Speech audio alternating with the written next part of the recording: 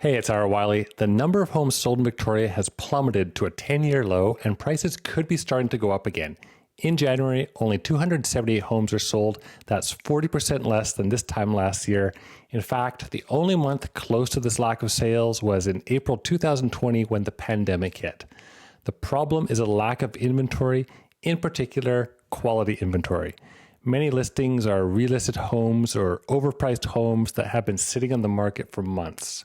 For example, looking on MLS right now, I can see that there are only 25 single-family detached homes under $1 million in the core for sale.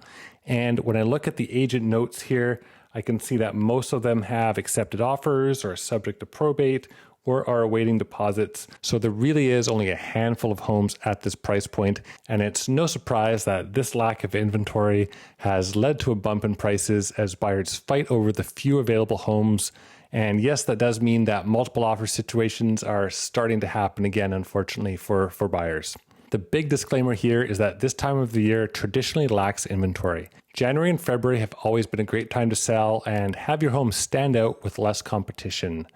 I'm working with a lot of buyers and I know how painful it can be to see such a slow trickle of good houses and condos come onto MLS. So if something good does come up, it gets a lot of attention and it gets snapped up immediately. There are a lot of relisted homes and undesirable properties sticking around, but the good ones are going fast. And like I said, it does seem like multiple offers are back in play for them. So it's just too early to say if this is a seasonal trend or will it set the trend for what's coming this year. I know I'll be watching the spring inventory to see what happens. Do we get more houses on the market like we usually do?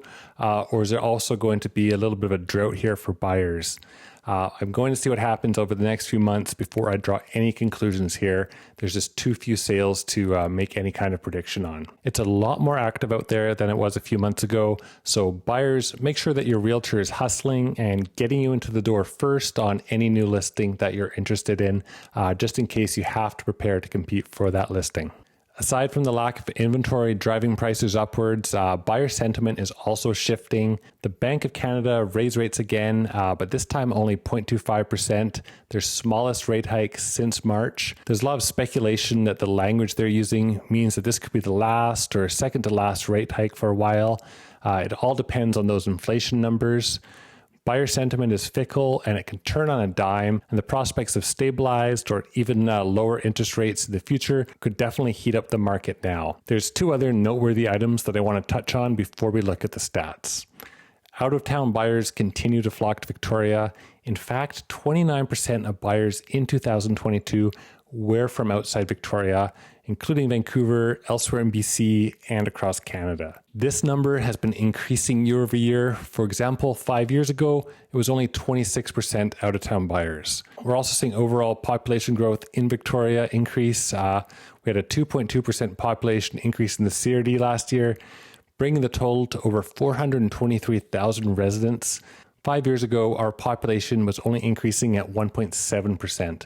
So more people moving to Victoria. I don't think we're ever going to be able to build homes fast enough to accommodate for them, but we're trying, which brings me to my second point of news.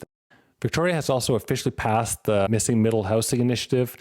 This policy is designed to encourage medium density housing options such as townhomes, small apartment buildings, and multiplexes to be built on single family zoned lots in Victoria. I don't think this will increase the affordable housing supply, but it is a step in the right direction, and increased density is one part of the solution. Certain properties in Victoria could see a boost in value, particularly in areas like the Camosun Panhandle, around the Jubilee Hospital, any area that's sort of on the periphery of downtown on a large lot. I think we'll see a boost in those property values. Let's look at the stats. Month over month, we can see the increase in prices. Townhomes are down, which surprises me, but keep in mind that only represents 35 sales of townhomes in January, so it's just too small of a sample size to draw any conclusions. We could have had a couple sales in there, be outliers, and throw the whole thing off. Year over year, we're still far off from the peak, but there are some signs, particularly in that second half of January, that we may have hit the bottom. So what does all this mean? We just can't draw any conclusions from such a low number of sales and in what is a traditionally slow season, but it does seem like the market could be shifting. If you're a seller, I would sell sooner rather than later and capitalize on the market as it is now. Don't wait until spring. There's less competition now.